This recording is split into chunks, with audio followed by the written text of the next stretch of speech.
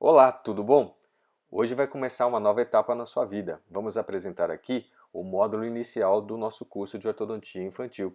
Espero que você goste. Então, vamos lá? Muito legal. Então vamos lá.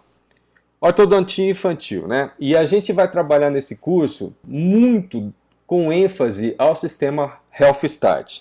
Eu tenho certeza que muitos de vocês já conhecem o sistema Health Start, mas também tem muitos que não conhecem, tá?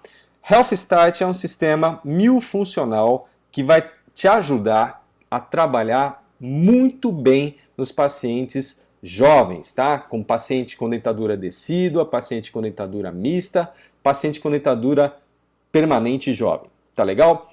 E obviamente durante os módulos a gente vai discorrer bastante sobre como trabalhar com os diferentes aparelhos e as opções também de abordagem, né? Nós não vamos falar apenas dos aparelhos self-start, mas sim sempre trazendo para vocês alternativas de tratamento. Como fazer, sempre dando qual é a melhor opção, óbvio, né? E às vezes algumas alternativas quando existe a possibilidade de algum tratamento alternativo também. Em algumas situações a gente vai falar assim para vocês, olha gente, esse caso só se resolve dessa maneira. De outro jeito você vai cair com os burros na água, você não vai terminar bem, é melhor não fazer.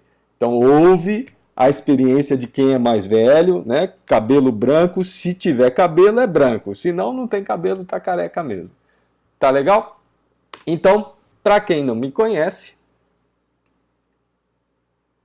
esse é meu nome, ok? Minha digníssima esposa já fez uma belíssima apresentação, né? Fiquei até emocionado, arrepiei até, fiquei bacana aqui. Mas vamos lá. Gente, presta atenção no seguinte. Eu sei que no grupo tem bastante odontopediatra, tem bastante ortodontista, tem bastante clínico geral, tá? Mas quando a gente se repara com uma situação dessa, com uma imagem dessa pela frente, o odontopediatra pode ficar assim meio na dúvida e o clínico geral também. O ortodontista, como ele está focado nesse problema, esse problema para ele é tranquilo. Por quê? Porque já é um problema que está consolidado. Esse problema está aí presente. Então o que o ortodontista faz? Ele vai e corrige um problema presente. É o que a gente chama de ortodontia corretiva numa dentadura permanente. Essa ortodontia corretiva numa dentadura permanente, para quem é ortodontista, vocês vão concordar comigo, tenho certeza. E quem não concordar pode colocar no chat aí, eu não concordo, e aí depois a gente bate um papo e a gente troca ideia, tá? O ortodontista, ele vai pegar esse caso e vai corrigir. Tá bem? Porque ele tem base de conhecimento para fazer essa correção. Tá? Então, se a gente for olhar, presta atenção, problema resolvido. Vocês vão falar, nossa, mas corrigiu? Corrigiu. Saímos de uma situação problemática e fomos para uma resolução.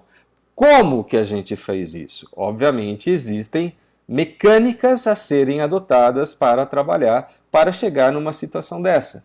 Mas, repito, isso aí é um problema que já estava consolidado, é um problema que já estava totalmente presente e é fácil corrigir, porque não existem muitas variáveis que vão interferir na execução da correção desse problema.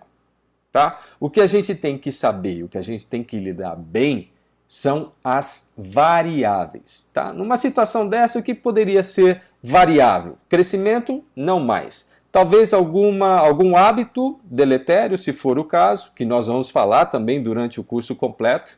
Nós vamos ter um curso específico a respeito de tratamento dos hábitos nocivos, com o ênfase nos aparelhos Health Start, com o sistema Health Start. Poderia ser interposição de língua, então talvez uma atividade motora colaborando para esse problema se permanecer dessa maneira. Então você vai trabalhar corrigindo a forma e corrigindo a função. Essa é a função do ortodontista, fazer a correção tanto da forma quanto da função. Tá? Então aí a gente tem duas oclusões que a gente vai se basear, uma oclusão chamada oclusão estática e uma oclusão dinâmica. Esse conhecimento todo ortodontista tem que ter. Mas, gente, presta atenção. Antes do ortodontista ser ortodontista, ele é um clínico geral, ele é um dentista, ele é um profissional da área da saúde, tá? Pode ser que eu não saiba trabalhar fazendo a correção dessa maloclusão, mas eu tenho que saber reconhecer esse problema. Indicar para alguém que saiba resolver o problema, tá? Mas primeira coisa é saber fazer um correto diagnóstico. É outro tema que a gente vai bater muito durante o nosso curso, falando a respeito da simplicidade, como simplificar um diagnóstico e um planejamento dentro da nossa clínica odontológica. Você como clínico geral, como odontopediatra, como ortodontista, não importa, você tem que ter esses conhecimentos básicos e a gente vai falar sobre eles ainda hoje nessa apresentação. Tá legal? Vamos lá. Então, problema resolvido. Nossa, que bacana. É claro que aqui a gente está vendo uma oclusão de uma maneira estática, tá? E essa oclusão estática, ela tem alguns parâmetros que devem ser seguidos ou que devem ser almejados para que a gente conduza uma ortodontia de uma maneira correta. Se o ortodontista não sabe quais são as características de normalidade de uma dentadura permanente, responde aí para mim, quem vai conseguir chegar num resultado desse se não sabe aonde tem que chegar? Tá? Você pega um carro, você sabe dirigir, bacana. Eu pego um carro, mas eu não sei aonde eu tenho que chegar. Eu não sei para onde eu tenho que ir. Então você vai chegar em qualquer lugar. E aí você vai achar que chegou no resultado final. Não é bem assim, tá? Da mesma forma que a gente tem parâmetros, que a gente tem características de normalidade numa dentadura permanente, a gente também tem os mesmos parâmetros, ou as mesmas, não os mesmos, né? Mas a gente também tem parâmetros e características de normalidade na dentadura decídua e na dentadura mista também. Tá legal? Eu sei que algumas pessoas falam assim, mas professor, não é dentição? Não é dentição decídua, dentição mista, dentição permanente? Então aí já vai uma orientação para quem navega nesses mares aí, tá? O ser humano, por natureza, ele é um ser difiodonte. Você pode procurar essa palavra no dicionário. O que significa um ser difiodonte? Significa um ser que tem duas dentições, tá? O que significa ter duas dentições? Dentição decídua e dentição permanente. O que é dentição, então, professor? Dentição é o tipo de dente que você vai ter durante a sua vida na sua boca. Eu só tenho dois tipos de dentes. Eu tenho dentes decíduos e eu tenho dentes permanentes. Por isso, dentição decídua e dentição permanente, tá?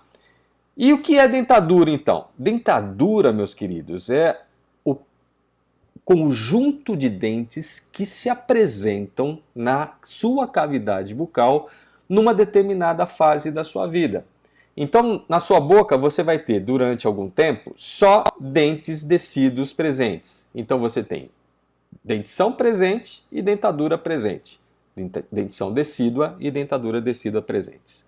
Mas vai chegar uma fase em que esses dentes decíduos começam a esfoliar e começam a romper os dentes permanentes.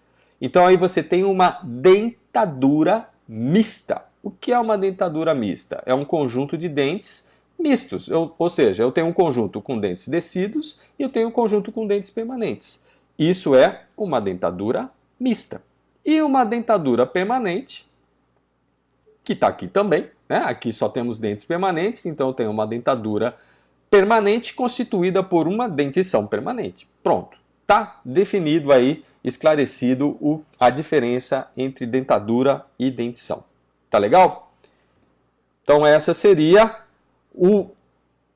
uma forma de nós, guardem essa imagem na sua cabeça, porque é assim que a gente deve, ou assim que a gente pretende terminar todos os nossos casos que nós começamos, tá bom? Se você começa algum caso ortodôntico, preventivamente, interceptativamente ou corretivamente, o objetivo a ser alcançado é esse que eu estou mostrando para vocês aí, tá? Como oclusão estática, tá legal? Como oclusão estática, esse é o objetivo a ser alcançado. Prof, mas é difícil chegar nesse ponto, eu não consigo. Calma, tá? Para quem está começando, calma. Para quem já está há muito tempo e não consegue chegar nesse ponto, deve rever os seus conceitos, procurar se atualizar, procurar se aprimorar para poder trabalhar e chegar em resultados iguais a esses que eu estou mostrando para vocês. Tá legal? Tá bom? Aí vem uma perguntinha básica, né? Por que é difícil prevenir ou interceptar um problema? Quem me responde? Quem quiser, abre o áudio aí e me responde. Por que é difícil prevenir ou interceptar um problema? Ou manda no chat, no bate-papo. Por que é difícil prevenir ou interceptar um problema? Aí eu te pergunto, será que realmente é um problema? Será que é difícil prevenir e interceptar um problema? O que vocês acham? Quem tem essa dificuldade?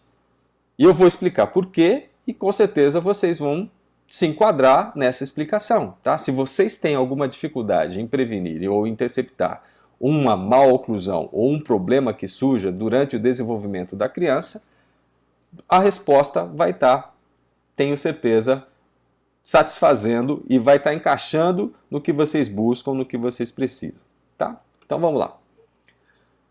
Essa é uma frase muito bacana que eu gosto sempre de colocar em todas as minhas apresentações. Bom, quando você faz um planejamento a longo prazo, tá bem? Não é pensar nas decisões futuras, tá bom? Mas sim no futuro das decisões que você toma hoje, tá? Então, o seu futuro, ele vai depender do que você faz hoje.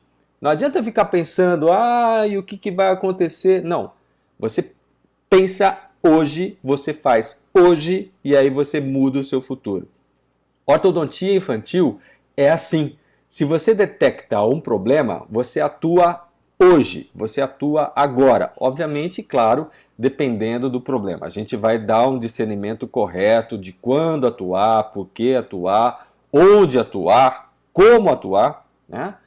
Mas entendam que se você visualizou que existe um problema, você deve dar uma solução.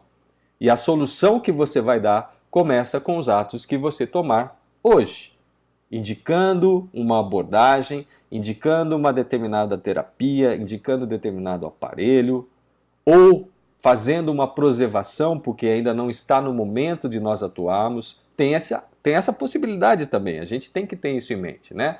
Às vezes existe um problema, mas não é o momento exato de nós entrarmos e trabalharmos, tá bem? Falando nessa ideia, quem aqui já pulou corda quando era criança? Pular corda. Tenho certeza que tirando as pessoas do século XXI, mas as pessoas que são do século passado, que nasceram no século passado, com certeza, todo mundo aqui, hein? Será que todo mundo aqui nasceu no século passado? Com certeza já pulou corda. O que significa pular corda para você, professor? Significa fazer uma correta intervenção no seu paciente. Como assim?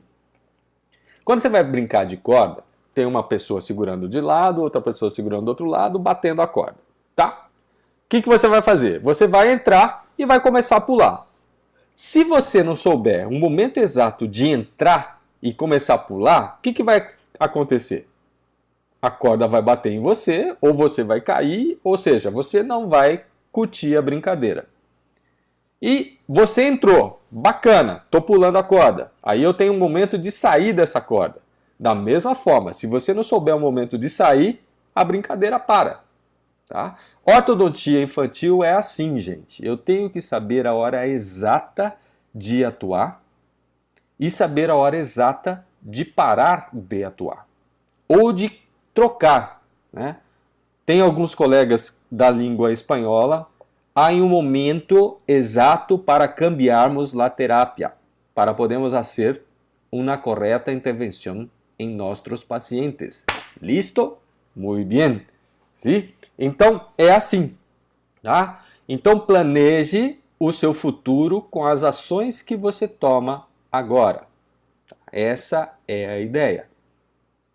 E se você pega uma criança, os pais chegam no consultório com uma criança, e aí, o que você vai fazer? Aí vem uma perguntinha, né? Você já precisou? O que tem a ver? Mas vocês vão entender aonde eu quero chegar com esse raciocínio. Você já precisou de algum mecânico para consertar o seu carro? Levanta a mão aí quem já precisou. Bacana. Como é que vocês escolheram o seu mecânico? Mis queridos amigos de língua espanhola, meus amigos de Sudamérica, mecânico para nós outros é a mesma coisa para vocês, é um taller, está bem? Taller. Então, onde busca um taller? Como é que você escolhe o seu mecânico? Você já se sentiu, coitados, né, dos mecânicos, mas você já se sentiu enganado, quando o mecânico começa a falar alguma coisa para você a respeito do que precisa fazer no seu carro? Eu tenho certeza que tem muita gente dando risada aí, né? Porque, com certeza, em algum momento da sua vida, você passou por essa frustração, né? Você vai no mecânico, o mecânico começa a falar ali o seu mecaniquês e você não entende bolhufas, tá bom? E aí você fica ali, será que eu confio nesse mecânico ou não, né? Dessas duas imagens aí, qual desses mecânicos vocês buscariam? Fala para mim. Só pela imagem. Da nossa imagem do lado esquerdo ou do nosso lado direito aqui? Qual que vocês buscariam? Que imagem vocês consideram que vai ser um bom mecânico para trabalhar no seu carro? Tá? O que eu quero dizer com isso, gente? Simples. É uma coisa tão simples, tão óbvia, né? Você tem que ter postura. Você tem que ter posicionamento como profissional na área. Você tem que mostrar conhecimento. Se você não tem postura, se você não mostra conhecimento, dificilmente você vai ter pacientes, né? O que a gente vê muito hoje em dia, principalmente nessas mídias, e eu acho que, eu não sei, mas parece que é só mídia para dentista, né? Que eu nunca vi. Eu acho que é direcionada, porque a gente é dentista, só vem coisa de dentista pra gente, né? Um monte de gente querendo dar curso de como ganhar 1.000 pacientes por mês no Instagram, no Facebook, aumente o número de pacientes, não sei o que, papapá. Gente, não precisa disso. O que precisa é fazer a coisa correta.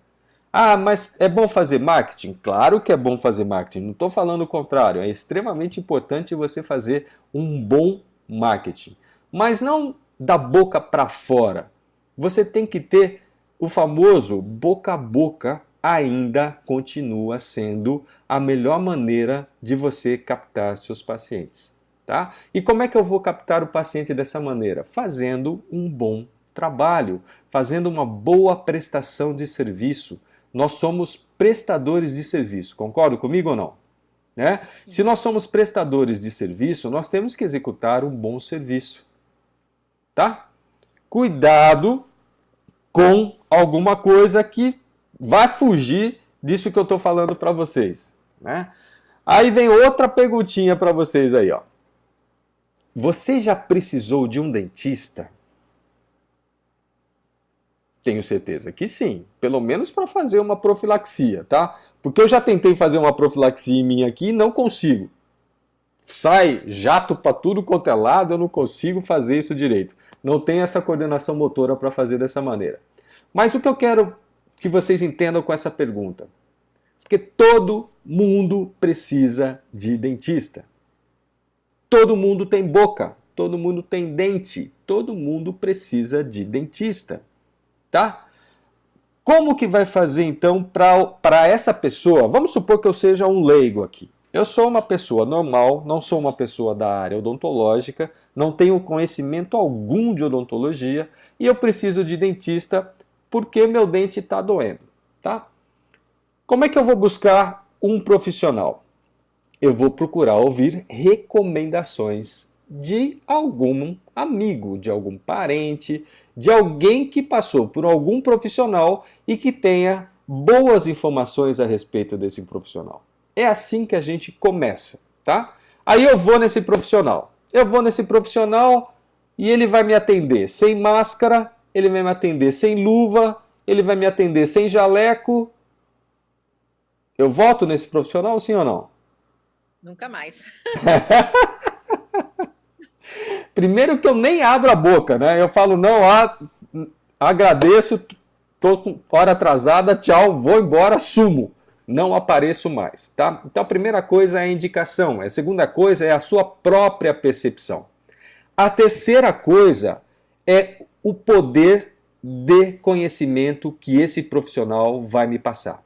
Não falando de uma maneira erudita, eu sou leigo, tá? Se eu sou leigo, o profissional ele tem que alcançar a minha mente com uma linguagem que seja acessível para mim, que eu conheça, né? Então, eu vou falar para ele o problema que ele tem, como a gente pode tratar, eu vou esboçar uma linha temporal de atuação. Poxa, ele vai falar assim, nossa, esse profissional sabe como começar, como conduzir e como terminar. Perfeito, fechou. Vou ficar com ele. Acabou, ganhou.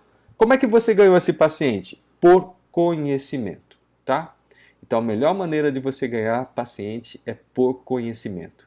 E aqui a gente vai falar bastante desse conhecimento que é a base. É a base para o clínico geral, é a base para o odontopediatra, é a base para o ortodontista, é a base para o dentista de uma maneira geral. Tá? Se nós vamos atuar na boca do paciente, não, eu só atuo em paciente adulto. É uma opção que você faz, mas aí é a sua opção, tá ok?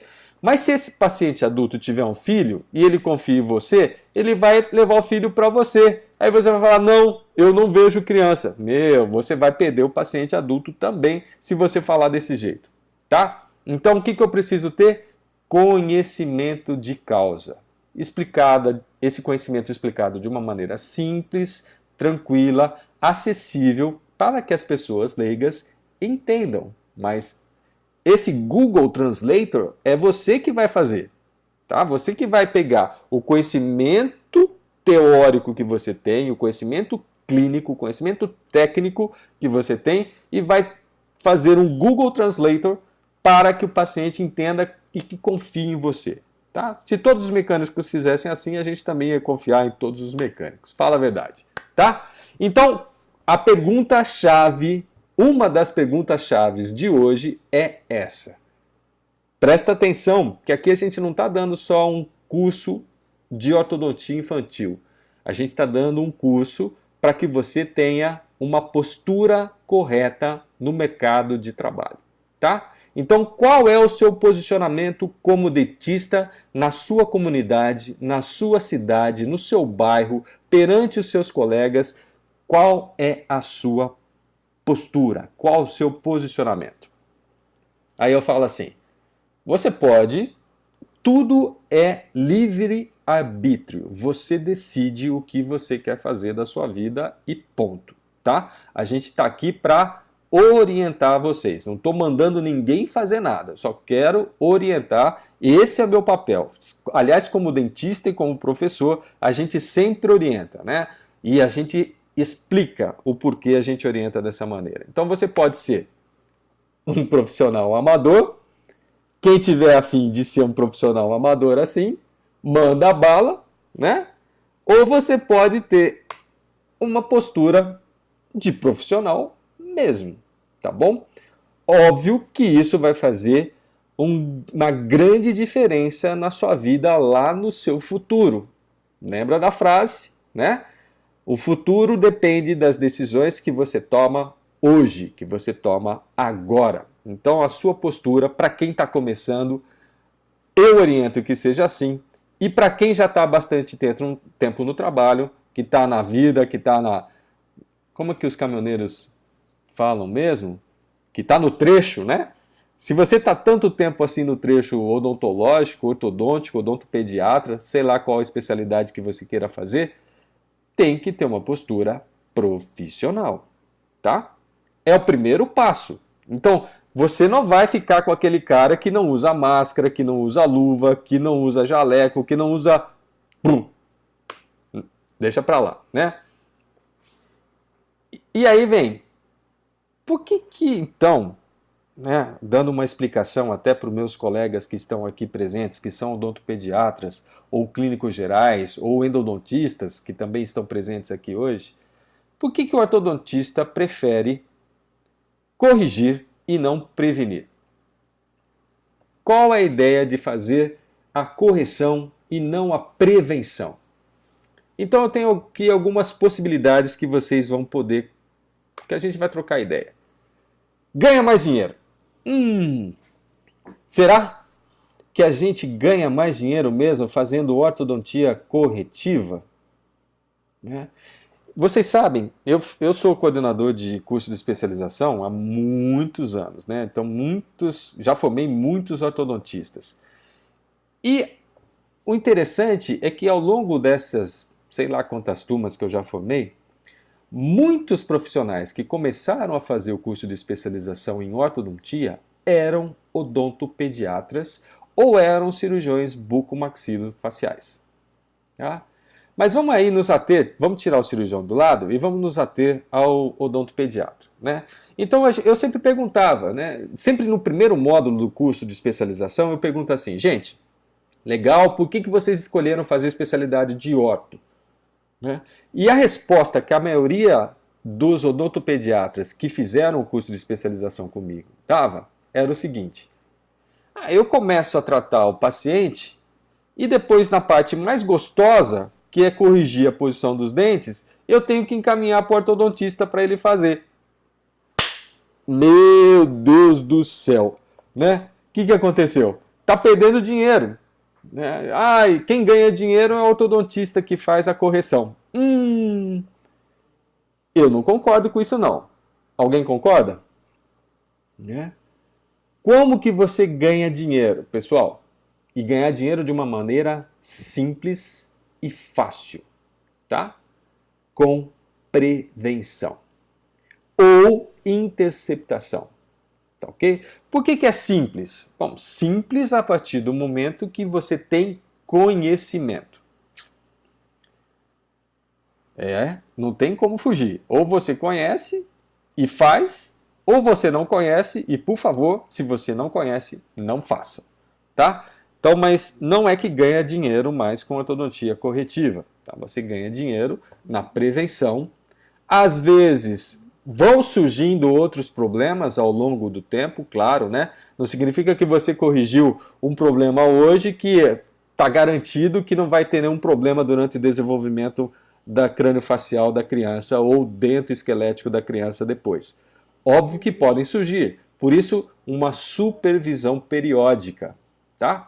Então pensem nisso, a gente também vai dar dicas a gente vai dar dicas durante o curso de como cobrar, de como fazer essas intervenções, né? De como atuar com o seu paciente para que ele continue com você, para que ele crie uma fidelidade com você, tá? Isso é importante, você criar uma fidelidade e não fazer vendas ou serviços, prestações de serviços pontuais. O paciente vem e vai embora.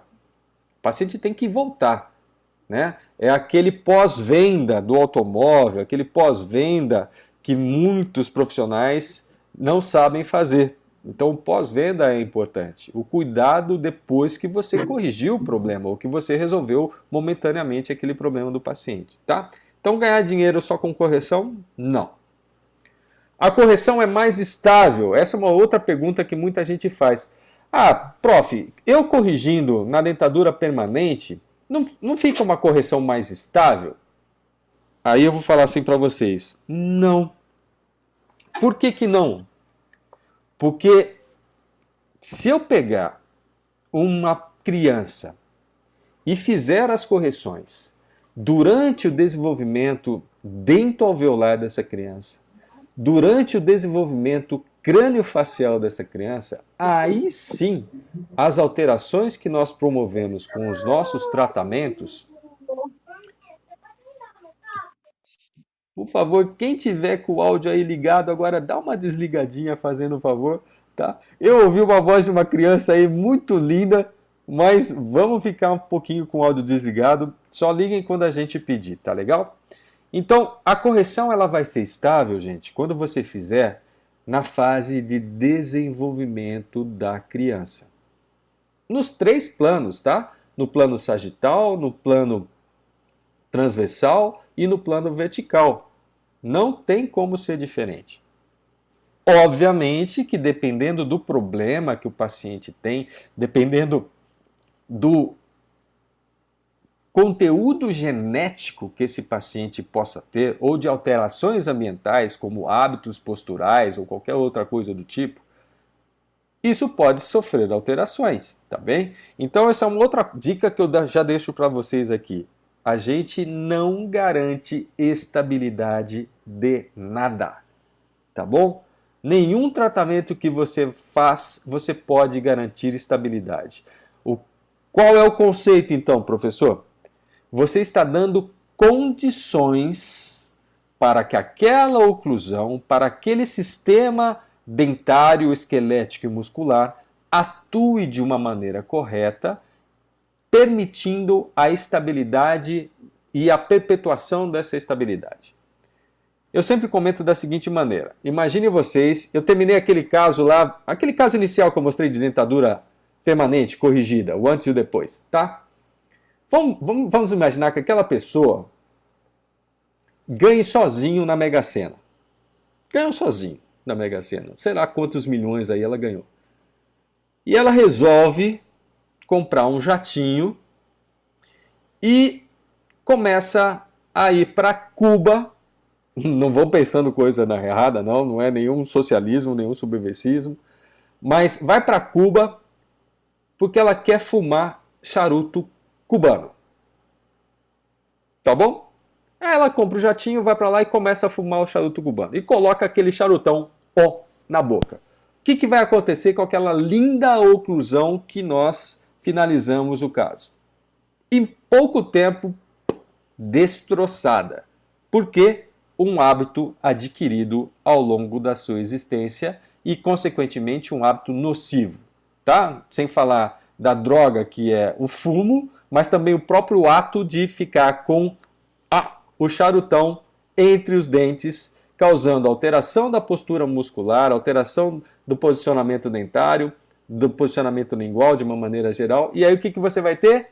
Problema sendo causado novamente. Então, a gente não garante estabilidade de nada, tá legal? Então, falar que uma correção na dentadura permanente é mais estável? Não.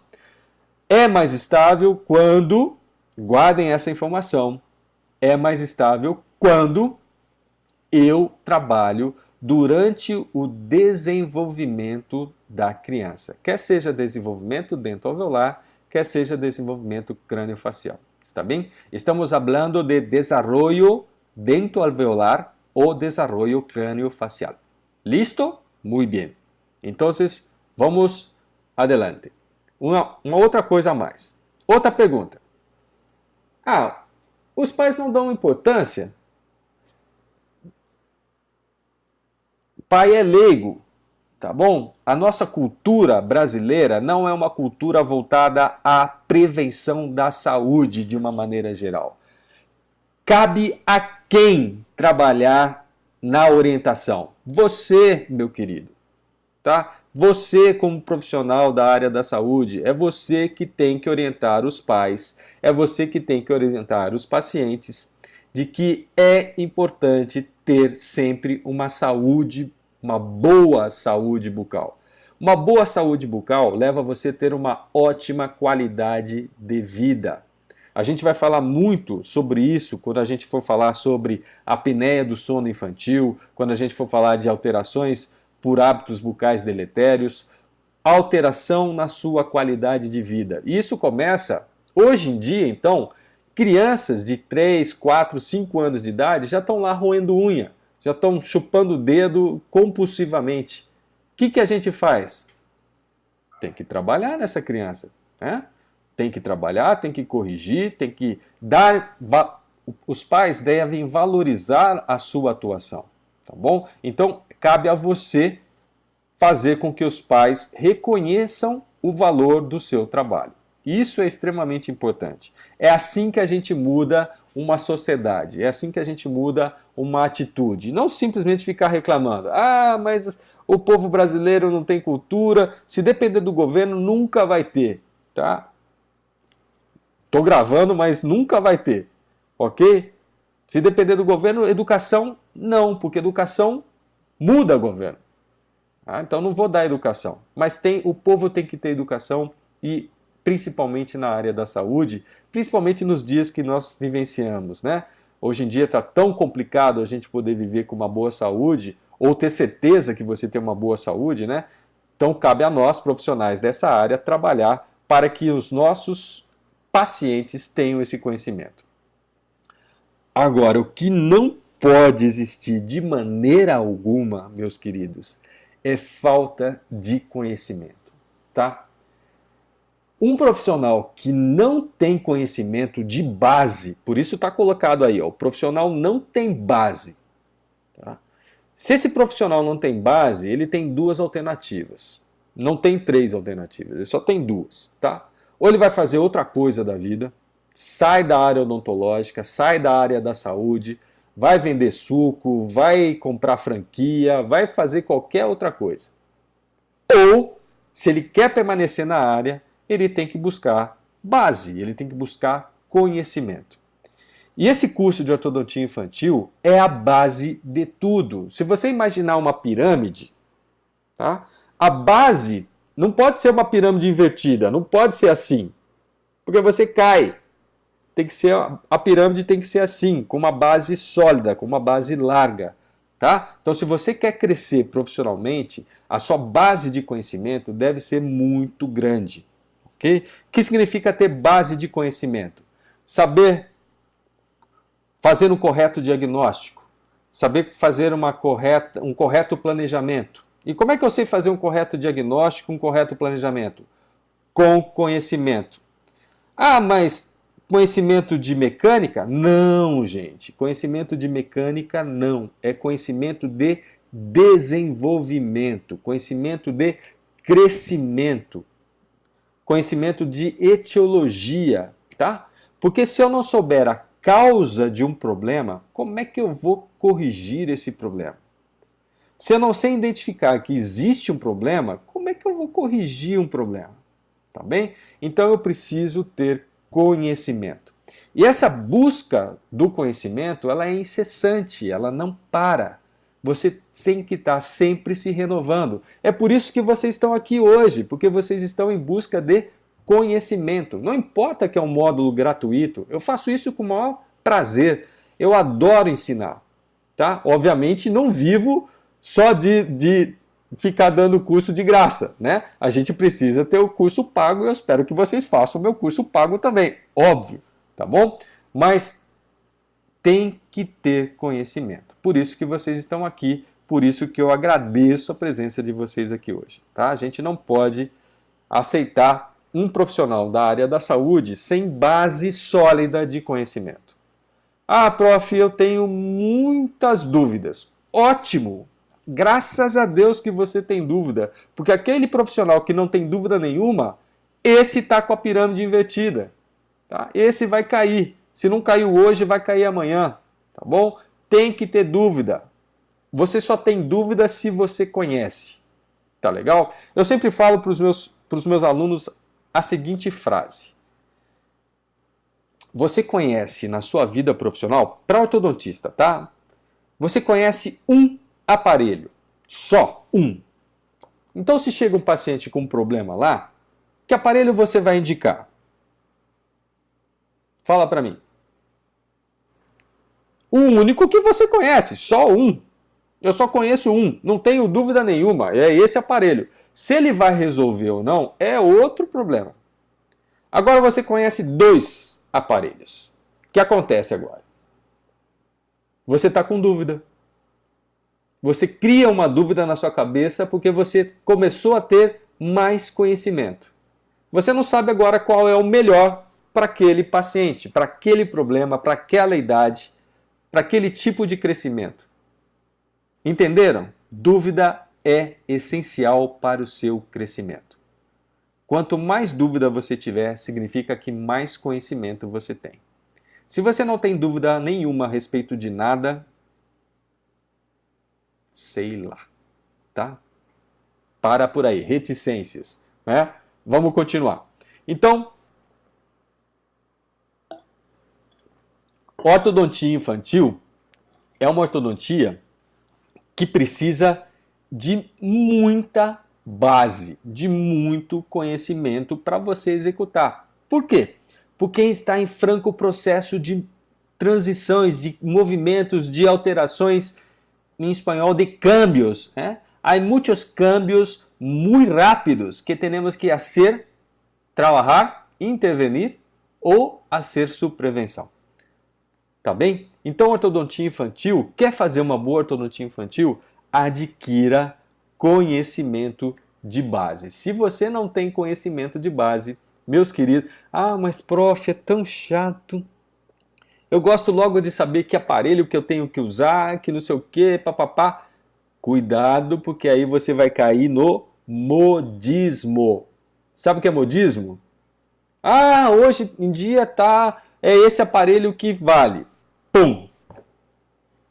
Mudou. Agora é esse aparelho que vale. Pum! Qual aparelho que está na moda? Não, para, né, gente? Não é por aí que a gente deve pensar. Você tem que ter o conhecimento para poder identificar qual é o melhor aparelho, por que aquele aparelho é melhor para aquela determinada situação. É isso que a gente vai falar no curso também. Qual é o melhor aparelho para uma determinada situação? O que você vai esperar indicando um aparelho para aquele problema do paciente? Aonde você quer chegar com aquele aparelho, com aquela terapia? Como usar, o que usar, quando usar, por que usar e onde usar? Todas essas perguntas vão ser respondidas com certeza, tá? Então, olha lá. Oclusão normal, tá bom? Eu pergunto para vocês, meus queridos dentistas, que todos são dentistas aqui, né? Meus queridos dentistas, aqui não tem ninguém que não seja... Nossa, tem gente querendo entrar agora. Vamos deixar entrar. Vai pegar o bonde pela metade, mas vamos lá, não tem problema não. Vai pegar os 5 minutos finais da aula que também vão interessar bastante para vocês, tenho certeza. Oclusão normal, tá? Fala para mim. O que é normal? Isso aqui é normal? Ou isso aqui é normal? Você tem um pai, ou você tem pais, que vão levar a criança, os seus filhos, para você olhar, para você examinar. Também não é esse negócio de olhar, né? Não é uma olhadinha, eles vão fazer uma consulta. Esse negócio de olhadinha, pelo amor de Deus, não dá até arrepio. Ninguém dá uma olhadinha em nada. A gente examina, nós fazemos consultas, tá bom? Isso é outra coisa que a gente vai falar também, né? Como ter a postura numa situação de cobrança, mesmo que seja você que faça a cobrança. Você não precisa ter um agente financeiro para fazer a cobrança. Você mesmo pode fazer, não tem problema algum. Mas saiba cobrar, por que cobrar, como cobrar e quando cobrar, tá? Nem relógio trabalha de graça. Só o Dudu que trabalha de graça numa quinta-feira à noite aqui com vocês. Na verdade, eu não estou nem trabalhando, eu estou aqui trocando ideias. Isso que é bacana, trocar ideia com vocês. Mas a questão dessas duas imagens é que vocês entendam, porque eu tenho que ter conhecimento do que é normal nessa fase do desenvolvimento da criança, tá? Quando eu era pequeno, pequeno ainda sou, tá? Quando eu era criança, ok?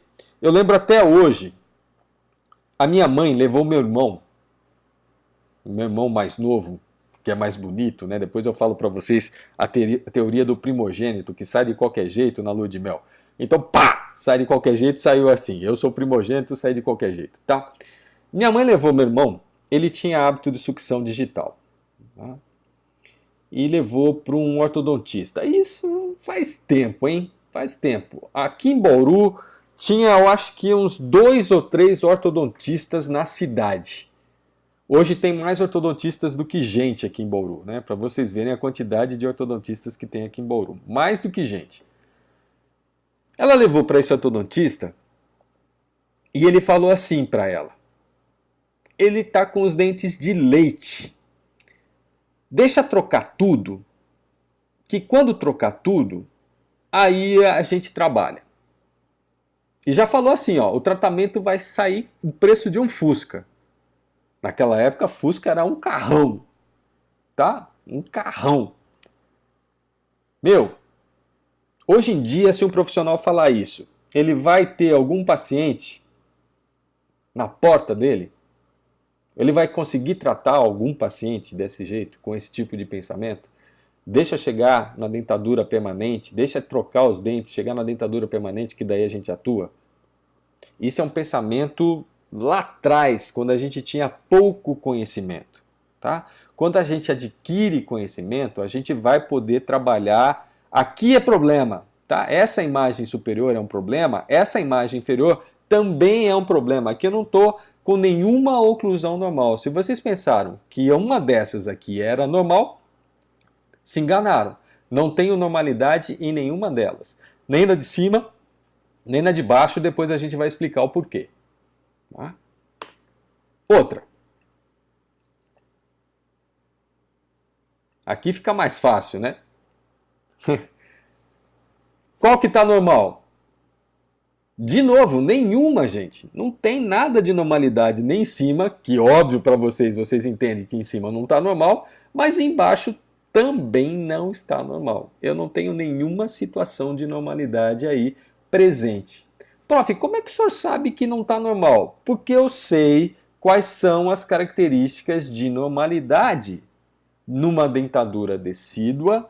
Eu sei quais são as características de normalidade numa dentadura mista e eu sei quais são as características de normalidade de uma dentadura permanente. Se eu não souber isso, eu não posso tratar ninguém, porque primeiro eu não vou saber que o paciente tem problema. Prof, como é que o senhor sabe que o paciente tem problema? Simples, eu sei o que é normal. Tá? O que não é normal é problema. Em diferentes níveis de dificuldade. Tá bom?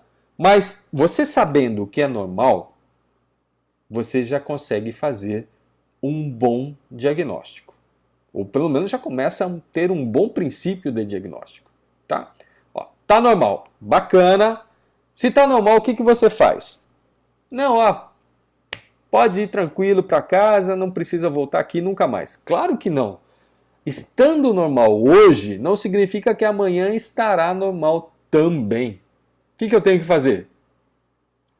Preservação. Eu tenho que acompanhar o desenvolvimento dessa criança. Se eu não acompanhar o desenvolvimento dessa criança, eu vou chegar lá na frente e eu posso ter surpresa. Né? Eu falo assim, volta quando tiver a dentadura permanente na boca. Meu, vai estar um estrago geral. Fala a verdade. Vai estar um estrago total.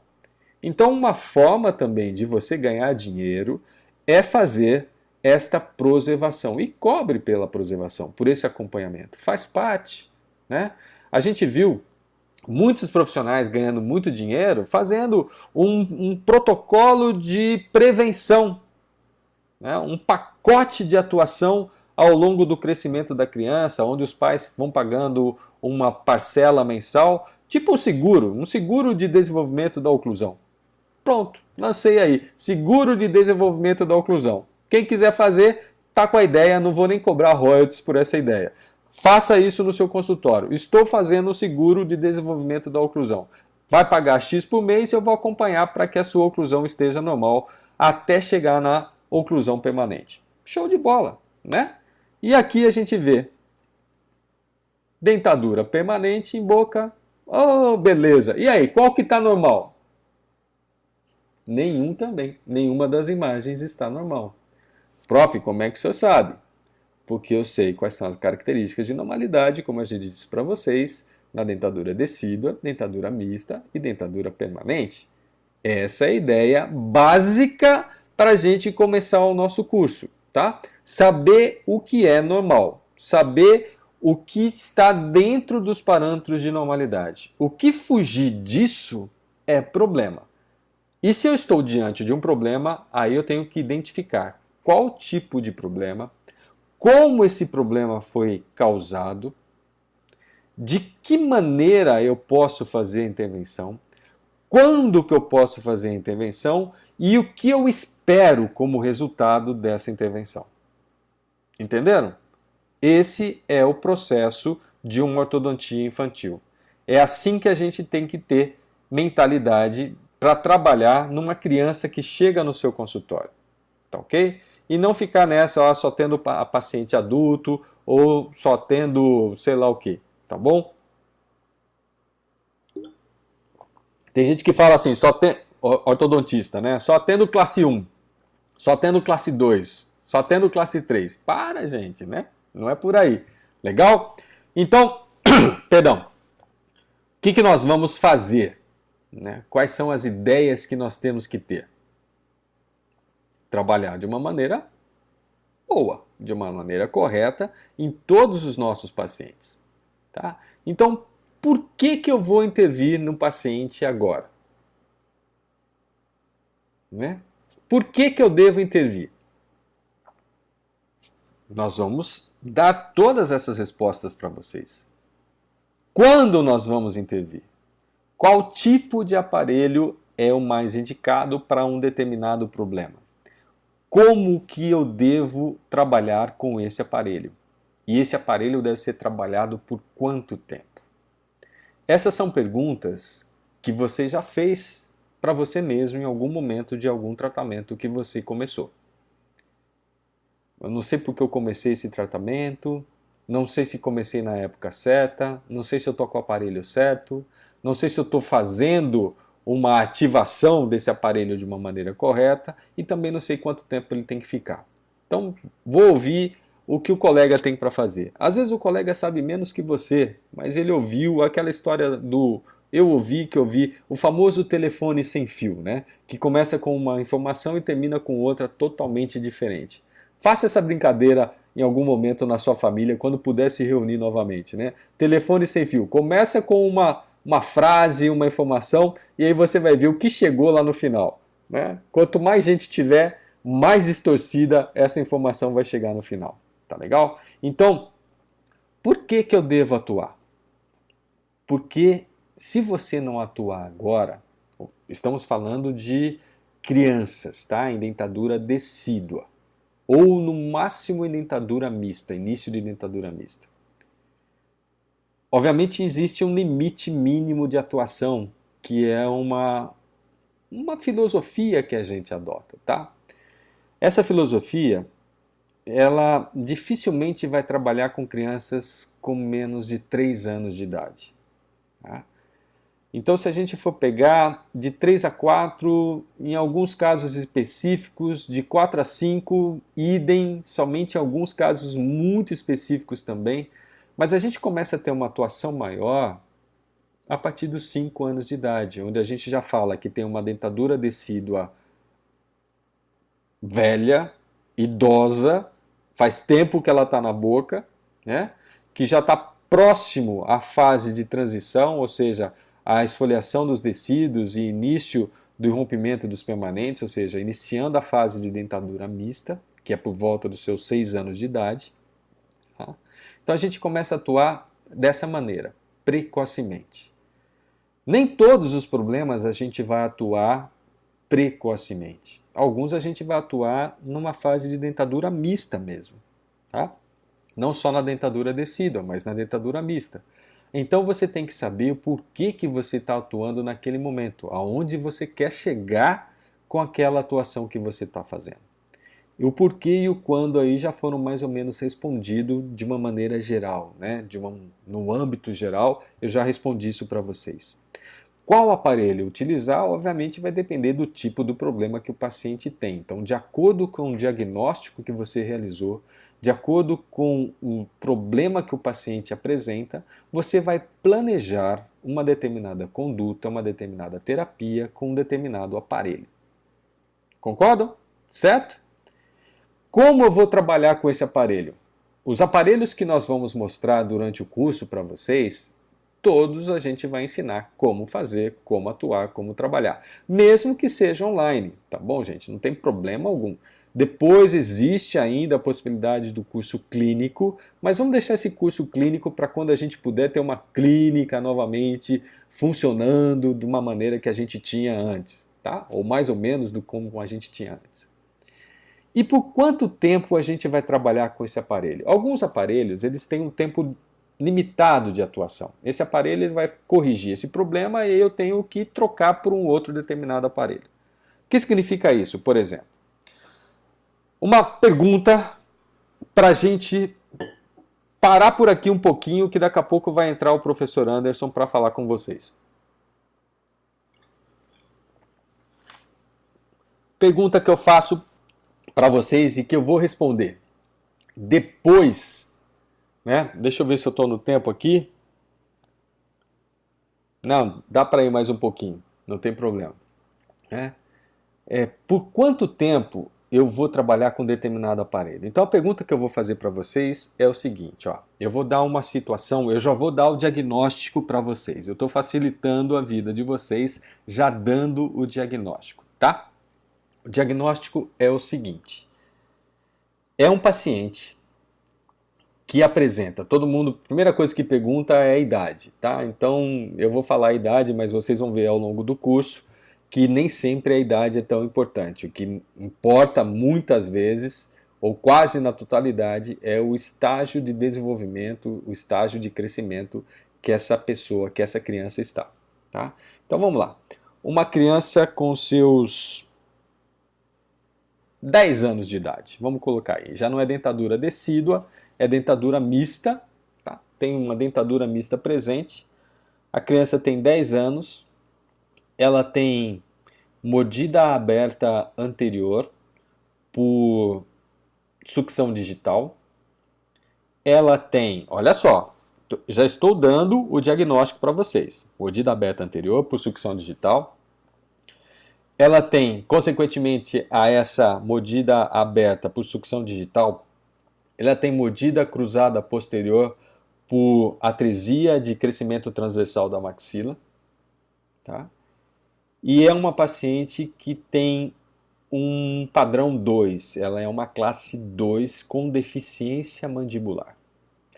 Quem foi meu aluno e que está aqui presente hoje vai saber responder essa pergunta, eu tenho certeza. Por favor, não me deixem na mão, tá? Não me deixem na mão. Mas olha, vou repetir, hein? O paciente tem 10 anos de idade, dentadura mista, mordida aberta anterior por sucção digital, mordida cruzada posterior por deficiência de crescimento transversal da maxila e padrão 2 por deficiência de crescimento antero-posterior da mandíbula. Elabore, ó, pergunta de prova isso aí. Elabore uma conduta terapêutica para esse paciente. Não precisam compartilhar dessa ideia que eu estou colocando, mas é só para vocês entenderem que expansão rápida da sutura eu consigo fazer em qualquer idade, desde que a anatomia sutural me permita. Ponto. Tá? Correção da mordida beta. Correção da mordida beta é diferente. Se eu tenho desenvolvimento vertical dos processos alveolares durante a fase de dentadura mista, é nessa fase que eu tenho que atuar na mordida aberta. Bacana! Crescimento antero-posterior da mandíbula. Quando o paciente tiver insulto de crescimento pubertário, eu vou ter uma grande eficiência da terapia que estiver sendo trabalhada. Então, meus queridos, a resposta para essa pergunta que eu dei agora para vocês, para a gente poder passar para o professor Anderson, eu vou dar depois do intervalo, tá? Vem o professor Anderson agora, ele vai falar um pouquinho com vocês, depois a gente vai fazer um intervalinho e depois eu volto com a resposta, vocês já vão maquinando qual vai ser a resposta que eu vou dar e a gente dá continuidade no nosso bate-papo de hoje. Deixa eu ver, cadê o professor Anderson? Tô aqui. E aí, meu amigo, tudo bem? Maravilha! Maravilha, vamos lá. Fique à vontade. Tá bom. Pessoal, tudo bem? Eu sou o Anderson, sou responsável técnico na Ortoguia, já trabalho com o sistema HealthStart já há mais de 20 anos. O sistema HealthStart vai mudar a vida de vocês. Então, por que fazer o credenciamento? O credenciamento, além da capacitação técnica de cada um para saber lidar com todas as intercorrências, né, do dia a dia com os pacientes, se tiver algum problema, porque a gente está trabalhando, na maioria das vezes, com criança, né? Sempre criança. Estão me ouvindo? Estamos. Estão ouvindo? Tá ok. Então, a gente está trabalhando com criança, né? O sistema HealthStart, ele pega desde o pré-ortodôntico até adulto, só que a maioria dos pacientes hoje que a gente trata com esse tipo de aparelho, ortopedia principalmente, são pacientes da dentição descida, dentição mista, tá? Então, fazendo o credenciamento com o professor Eduardo, que ele é top, super capacitado, vai ajudar vocês e vai responder várias perguntas sobre o sistema, vocês vão saber quanto cobrar, como cobrar, se você trata por tratamento fechado, se você faz pacote uma fase em 2 fases, tá bom? Além disso, vocês vão participar de um grupo VIP no WhatsApp, que vocês vão ter assessoria técnica permanente, vocês vão falar direto comigo, então vocês vão ter atendimento prioritário, tá? Quem não se sentir à vontade de passar os casos, documentação pelo WhatsApp, pelo grupo VIP, pode passar direto no meu celular, eu ajudo no planejamento, eu ajudo você a selecionar o aparelho, como escolher, como motivar seu paciente a utilizar, tá? Além disso, você tem todo o material que a gente fornece, folder, manual, régua, certificado, impresso e registrado pela Ortoguia. Então, isso é muito importante, tá? Porque são aparelhos certificados pela Anvisa, FDA, certificado europeu de qualidade, tá? São aparelhos com detector de cooperação, o único aparelho ortopédico móvel que tem detector de cooperação, que você consegue acompanhar e visualizar se o paciente está usando o aparelho corretamente, ele muda de cor.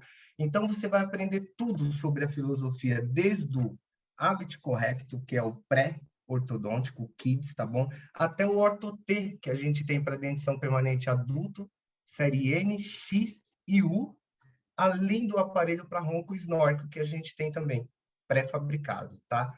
E o melhor de tudo, né? Você ser credenciado, além de toda a capacitação técnica, de saber lidar com tudo ali que está acontecendo no dia a dia, e isso demonstra também segurança, não só para o paciente, mas para os pais também, né? Porque você usar uma filosofia e não saber a fundo como funciona, os pais já conhecem, já sentem a sua insegurança. Então, imagina, toda hora você está lá falando com... Você está com uma criança na cadeira, de repente a criança está usando um aparelho que não é a forma correta, ou o tamanho não está correto, e você não sabe identificar, você tem que mandar uma foto para a empresa, no caso para o Anderson, e falar se está correto o tamanho, se está certo, se o paciente está fazendo o exercício certo. Então, isso já transmite uma segurança, né? Não só para o paciente, como para os pais. Então, você como dentista, ortodontista, eu como dentista, ortodontista, a gente tem que estar habilitado e seguro, como o professor Eduardo falou aí durante a aula dele, a introdução que ele está fazendo, belíssima, diga-se de passagem,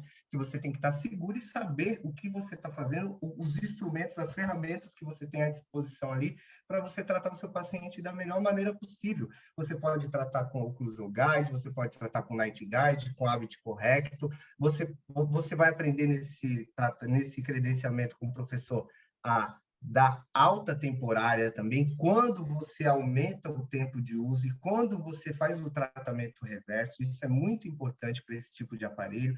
Então, assim, tem várias dicas, o credenciamento é muito importante. Eu vou ficar muito feliz se cada um de vocês, aí depois eu vou confirmar com o professor, fizerem a inscrição, tá bom? Eu vou acompanhar, inclusive tem uma aula muito legal minha, super interativa, que eu falo de todos os aparelhos, o passo a passo de como funciona, tá?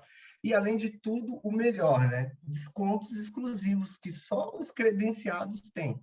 Então, os credenciados são os primeiros a receberem os descontos exclusivos, as promoções, ganha brinde, display, caixinhas personalizadas, entendeu? Além disso, vocês têm também, com autorização, é claro, né? A gente coloca o nome do credenciado, telefone, e-mail, que vocês disponibilizarem para a gente no site da empresa, porque muitos pacientes também, hoje em dia, procuram, né?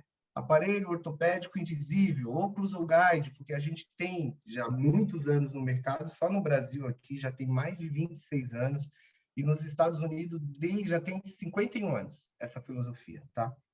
Então, é uma filosofia totalmente estudada, comprovada cientificamente, então vocês podem sim indicar para os seus pacientes tranquilamente, tá? E eu tenho certeza que vocês vão ter muito sucesso com o sistema e fazendo o credenciamento. E eu peço aqui reforço, né, em nome do meu amigo Eduardo da Inés aí, para vocês ficarem até o final, tá? Que no final tem o melhor, que ele vai passar os preços, as condições especiais aí, entendeu? Para vocês concluírem aí a sua inscrição no curso, tá certo? E é isso que eu tenho para falar. Acho que eu usei bem meu tempo aí. 10 minutinhos. Tá certo, pessoal? Prazer, eu sou o Anderson. Vamos fazer um intervalinho agora, né? De uns 10 minutinhos.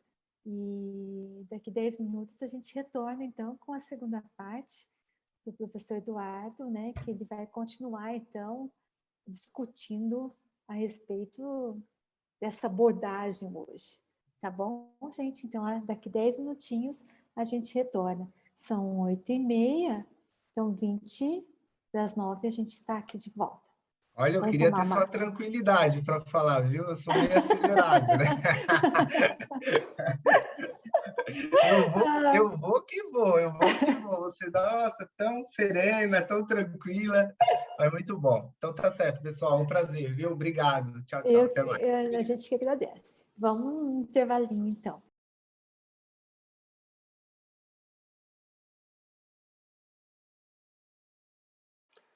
Pessoal, vamos lá então? Vamos aproveitar o intervalo e vamos entender a resposta. A resposta para a pergunta que eu fiz é depende. Depende se o seu paciente está em fase de crescimento pubertário. Se ele estiver em fase de crescimento pubertário, nós temos que trabalhar no sentido antero-posterior, ou seja, corrigir a classe 2 com ortopedia funcional ou com ortopedia mecânica. Mas nesse momento de crescimento, temos que corrigir o problema de deficiência de crescimento antero-posterior. Se o paciente ainda não está na fase de crescimento pubertário, ou se ele já passou da fase de crescimento pubertário, aí você vai trabalhar no transversal ou você vai trabalhar no vertical, tá? Mas a ideia é, se o seu paciente está na fase de crescimento pubertário, obrigatoriamente você tem que trabalhar no crescimento antero-posterior, ou seja, na correção da classe 2. A mordida cruzada você pode corrigir em qualquer momento da vida e a mordida aberta também. Obviamente a gente vai aprender durante o curso qual o momento mais indicado para fazer isso, mas o momento indicado para corrigir o problema antero-posterior é na fase de crescimento pubertário. Valeu a dica? Beleza, então descansa um pouquinho, a gente já volta do intervalo e aí a gente começa. Tchau!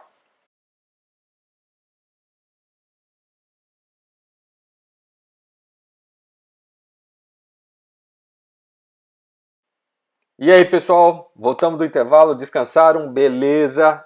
É muito importante dar uma descansada no cérebro, né? Então vamos lá. Uma outra coisa muito importante que nós vamos aprender durante o curso é que é fundamental saber qual é a causa do seu problema, ok? Qual é a etiologia da maloclusão, tá?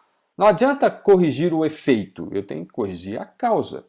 Se eu corrijo o efeito e não corrijo a causa, esse efeito volta depois. Tá? Não adianta eu ficar tomando antitérmico. A temperatura vai abaixar. Mas eu vou ter que tomar antitérmico pro resto da vida, porque eu não corrigi o problema. Eu não sei o que está causando aquela febre. Eu estou cuidando da febre, mas não sei o que está causando ela. Entendeu? Então eu tenho que trabalhar na causa do problema. E quando você sabe qual é a causa do problema, você trabalha bem. É o que a gente vai passar aqui para vocês, né, também durante todo o curso e hoje também. Por que não? Vamos passar aqui também, né? Então, de novo, as perguntinhas. E agora vocês já estão tendo uma ideia de como deve se atuar na ortodontia infantil. Tá bem?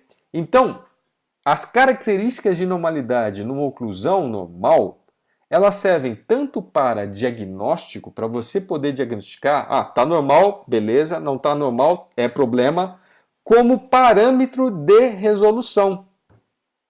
Eu devo chegar numa oclusão normal. Então eu devo saber quais... eu estou na dentadura decídua. Não, mas eu só vou chegar na dentadura normal, na dentadura permanente. Não que é isso. Você vai devolver, você vai dar condições de normalidade já na dentadura decídua, já na dentadura mista ou já na dentadura permanente. Por isso é tão importante esse primeiro módulo do nosso curso. Tá? E ele é gratuito para vocês, numa boa, de coração eu entrego isso para vocês. Eu tenho que saber características de normalidade na dentadura decídua, na dentadura mista e na dentadura permanente. Odontopediatra, ortodontista, clínico geral, dentista de uma maneira geral tem que saber. Tá legal? Se não souber, não vai fazer um bom diagnóstico, tá? Então, olha lá. Isso aí é para falar de oclusão estática, oclusão dinâmica. Vocês já sabem muito bem a diferença, né? Então, é a relação dos dentes com as suas bases ósseas e com a musculatura que os cerca. Essa é a ideia de oclusão tanto estática quanto oclusão dinâmica. Tá? O mais difícil não é a oclusão estática, é a oclusão dinâmica. Muitos profissionais terminam o seu tratamento com uma boa oclusão estática sem saber se a oclusão dinâmica está correta.